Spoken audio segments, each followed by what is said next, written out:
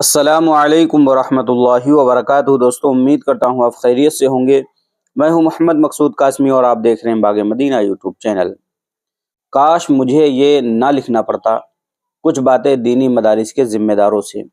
مولانا ندیم الواجدی۔ دوستوں، تحریر پوری اخیر تک سنیے گا، تھوڑی لمبی تو ضرور ہے لیکن سنیں گے تو انشاءاللہ بہت ساری باتوں کا علم ہو جائے گا۔ یہ شوال کا مہینہ ہے۔ عام طور پر ہمارے مدارس میں رمضان کی طویل تعطیلات کے بعد عید الفطر کے پہلے عشرے میں تعلیمی سرگرمیوں کا آغاز قدیم داخلوں کی تجدید اور جدید طلباء کے داخلوں کی تکمیل سے ہوتا ہے۔ دل چاہا کہ اس موقع پر کچھ باتیں مدارس کے تعلق سے ہو جائیں۔ قارئین اکرام، اس تحریر کو اس جذبے سے پڑھیں اور سنیں کہ اس کا لکھنے والا مدارس ہی کا پروردہ ہے اور اس نے مدارس کے حالات کا قریب سے مشاہدہ کیا ہے۔ اس کی نگاہوں کے سامنے وہ مدارس بھی ہیں جو پورے اخلاص، دیانت و امانت کے ساتھ تعلیم و تدریس میں مصروف ہیں اور جن کی خدمات سے کوئی کور چشم ہی انکار کر سکتا ہے، اور وہ مدارس بھی ہیں جو محض عمارتوں کی شکل میں نظر آتے ہیں اور جہاں تعلیم و تعلم کا فقدان ہے۔ یہ چند سطریں جذبہ خلوص سے لکھی گئی ہیں اور اس تحریر کو اسی جذبے کے ساتھ اس کے پس منظر میں پڑھا جانا چاہیے۔ اگر مدارس عربیہ اسلامیہ کے متعلق یہ کہا جائے کہ وہ حفاظت دین کے مضبوط قلعے اور اشاعت اسلام کے مؤثر وسیلے ہیں تو اس میں کسی قسم کا کوئی مبالغہ نہیں ہوگا۔ مدارس کے اس کردار کا اعتراف اب اپنے تو اپنے غیر بھی کرنے لگے ہیں۔ آج ملک میں تنگ نظر اور متعصب ہندو تنظیموں کی طرف سے مدارس کے خلاف جو صدائے احتجاج مسلسل سنائی دیتی ہے، دراصل وہ مسلم معاشرے میں مدارس کے بڑھتے ہوئے اثرات سے خوفزدہ ہونے کا رد عمل ہے۔ اس میں شک نہیں کہ مدارس نے ہر جگہ اپنی گرفت مضبوط بنا رکھی ہے۔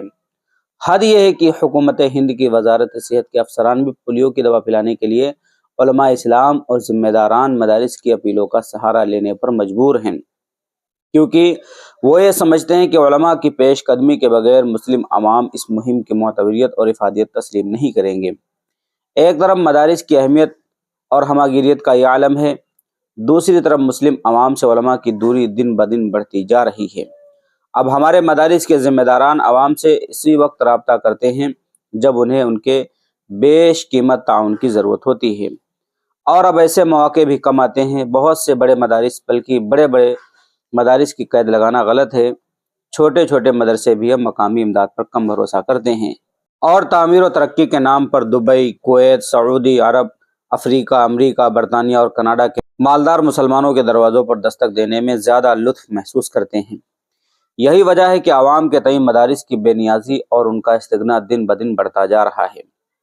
جو لوگ مدارس کے کاموں پر گہری نظر رکھتے ہیں وہ یہ بات اچھی طرح جانتے ہیں کہ عوام تو مدارس کے اور علماء کے قریب ہونا چاہتے ہیں اور وہ اپنے ہر معاملے میں انہی کی طرف دیکھتے ہیں، مگر علماء ہیں کہ اپنے خول میں بند ہو جاتے ہیں۔ عام طور پر دیکھا یہ گیا ہے کہ جس جگہ پر مدرسہ قائم ہے اس جگہ کے عوام سے ایک طے شدہ پروگرام کے تحت دوری بنا کر رکھی جاتی ہے تاکہ وہ اس کے نظام میں دخل اندازی نہ کر سکیں یا وہ اس کے کمزور پہلوؤں پر انگلی نہ اٹھا سکیں۔ حد یہ ہے کہ اگر مسلم عوام میں دینی اعتبار سے کچھ قابل گرفت عیوب پائے جاتے ہیں تو انہیں بھی اس خوف سے نظر انداز کیا جاتا ہے کہ کہیں وہ لوگ ناراض نہ ہو جائیں اور مدارس پر تنقید نہ کرنے لگیں۔ مدارس کی شورا میں باہر کے لوگ زیادہ رکھے جاتے ہیں اور مقامی لوگوں میں بھی خوشامد پسند اور جی حضوری کرنے والوں کو ترجیح دی جاتی ہے۔ بعض مدارس تو اپنے دستور اساسی کی صراحت کے باوجود کسی مقامی شخص کو اپنی مجلس شورا یا مجلس منتظمہ کا رکن بنانا پسند نہیں کرتے۔ اس کے پس منظر میں صرف یہی خوف دامنگیر ہوتا ہے کہ کہیں مقامی لوگ انتظام میں دخیل نہ ہو جائیں۔ حالانکہ مدارس کی افادیت کا دائرہ بڑھانے کے لیے مقامی افراد کو ساتھ لے کر چلنا بہت ضروری ہے۔ آج صورتحال یہ ہے کہ ہمارے متوسط درجے کے علماء اکرام بمبئی، بنگلور، مدراس اور حیدرآباد جیسے شہروں کے مسلمان زیادہ استفادہ کر رہے ہیں اور صف اول کے علماء اکرام سے برطانیہ، کینیڈا، افریقہ اور امریکہ کے مسلمانوں کو زیادہ فائدہ پہنچ رہا ہے، جبکہ چھوٹی چھوٹی بستیوں کے مسلمان ان کی ایک جھلک پانے سے بھی محروم ہیں۔ بعض حقائق تلخ ہوتے ہیں مگر انہیں محض اس لیے نظر انداز کر دینا غلط ہوگا کہ وہ تلخ ہیں۔ دواؤں کی تلخی کے باوجود صحت یابی کے لیے ان کو حلق سے نیچے اتارنا ہی پڑتا ہے۔ اسی اصول کو سامنے رکھ کر آج ہم نے اس موضوع پر گفتگو شروع کی ہے۔ مدارس کی عظمت، تقدس، اہمیت اور ہمہ گیریت کے تمام تر اعتراف کے بعد ہمیں یہ کہنے میں تعمل نہیں کہ اب مدارس کو صنعت کا درجہ حاصل ہو گیا ہے۔ صورتحال یہ ہے کہ اب ایک مدرسے کے پہلو سے دوسرا اور دوسرے سے تیسرا مدرسہ جنم لے رہا ہے۔ حد یہ ہے کہ ایک ایک گاؤں میں 2-3 مدرسوں، ایک قصبے میں 4-5، ایک ایک شہر میں 10-20 مدرسوں کا ہونا کوئی اہمیت نہیں رکھتا۔ پھر بھی یہ صورتحال گوارا کی جا سکتی ہے اگر یہ تمام مدارس مربوط ہوں اور ان کا دائرہ کار محدود و منقسم ہو۔ بدقسمتی سے ہر مدرسہ جامعہ، یونیورسٹی اور ہر مکتب دارالعلوم ہے۔ منافست اور مسابقت کے نام پر رقابت اور رقابت کے نام پر سطحی اختلاف کا دورہ ہے۔ ہر مدرسے میں موقوف علیہ اور دورے کی تعلیم ہے، خواہ طلبہ کی تعداد 2-4 سے متجاوز نہ ہو۔ یہی وجہ ہے کہ دن بدن معیار تعلیم زوال کی طرف ہے۔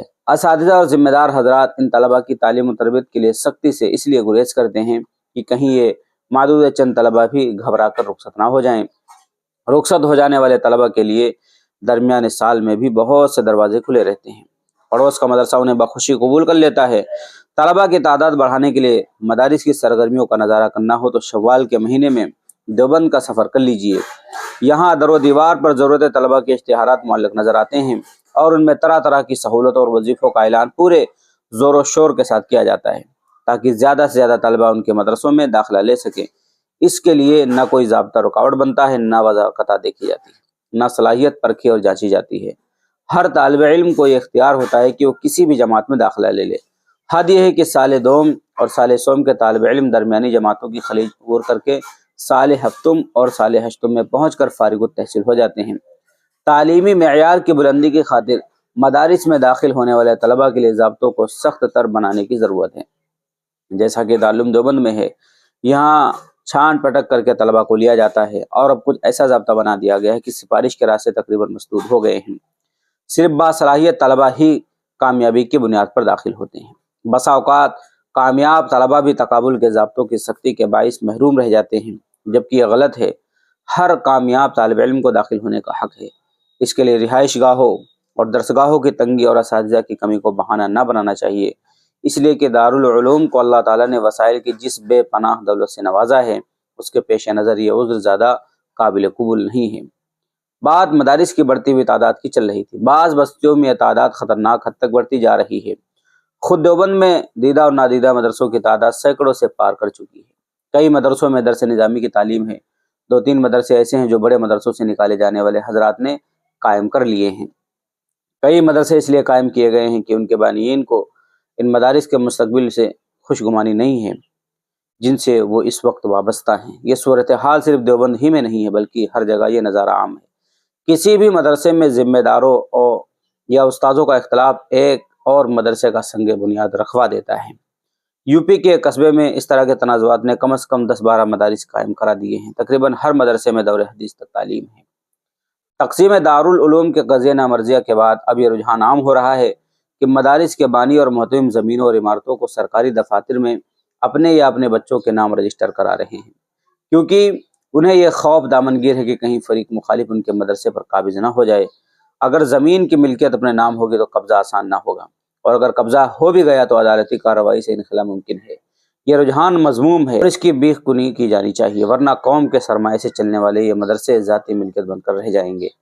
اہل شہر کی مداخلت کا خوف مدارس کے بانئین کو شہر سے کئی میل دور مدرسے قائم کرنے پر اکسا رہا ہے، جہاں ہر طرح کی تنقید اور ہر طرح کی دخل اندازی سے بے نیاز ہو کر کام کرنے کا لطف ہی کچھ اور ہے۔